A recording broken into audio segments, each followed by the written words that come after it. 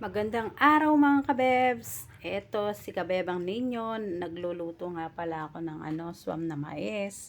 Fast forward na, ginahit ko na nga pala yung mais. At eto na nga yung dahon ng malunggay, kinuha ko sa gilid ko. Ubos na nga yung dahon ng malunggay ko sa gilid eh. Tapos lagyan ko ng sahog na chicharon, tapos piniritong galunggong. Siyempre, hindi naman pwedeng magluto si Kabebang Ninyo na konti lang. Kailangan maramihan. Isang kaldero na swam na mais. Siyempre, pambarangay. Tapos, yung nga, galunggong, tigi isa-isa niyan. Tignan nyo naman yung swam na mais ko eh. Hindi biro, no? Karami, no? Parang birthday. Pang buong barangay ito, mga kabebs. Ginahit ko lang nga pala sa kutsilyo ito. Hindi ko naman kinudkod. Masakit kasi sa braso pag kinudkod mo pa ito. Ito nga, nilagyan ko na ng chicharon. Maraming chicharon. Yun lang ang pinakasahog niya. Pati yung daon ng malunggay. Kinisa ko lang sa bawang sibuyas yan. Tapos lagyan ko lang ng cubes na shrimp. Dami niyang chicharon. O, linagyan ko ng 2 para mas marami, malasa. Pakakulo-kulo ko kasi kung hindi mo pakuloy na mahigit mapapanis, hindi na abutin ng gabi. Buti ko nga abutin sana ng gabi to, no? Mas okay, makatipid ako. Tipid-tipid kasi, alam nyo naman, mabigat sa bulsa pagkaulam, mahal, di katulad ng bigas. Yung bigas, 1 kilo lang. O yun, mas marami, mas mahal kasi yung ulam, di ba?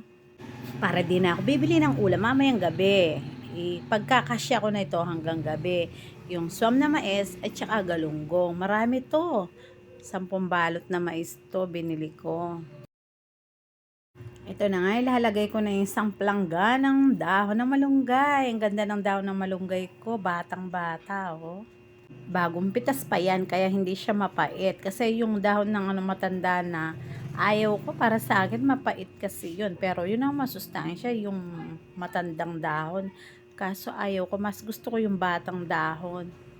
Mas healthy ito yung dahon ng malunggay kesa sa dahon ng sili. Nakatipid pa ako sa dahon kasi kung bibili ka ng dahon ng sili, mahal.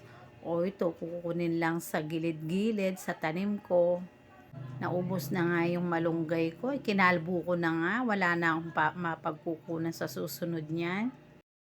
Naparami yata yung dahon ko. Hindi mo na makikita yung mais.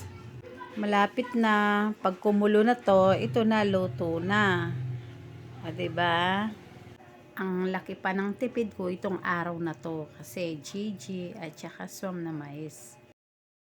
Kayo mga kabebs, try nyo magluto ng ganito. Masarap. Masarap na, healthy pa, swak pa sa budget.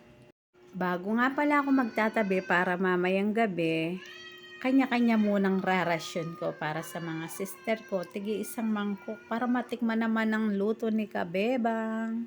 Siyempre, mag-share tayo para babalik sa akin. Bukas, sinigang baboy naman ang ibabalik nila sa akin. O diba? Thank you for watching. Bye-bye!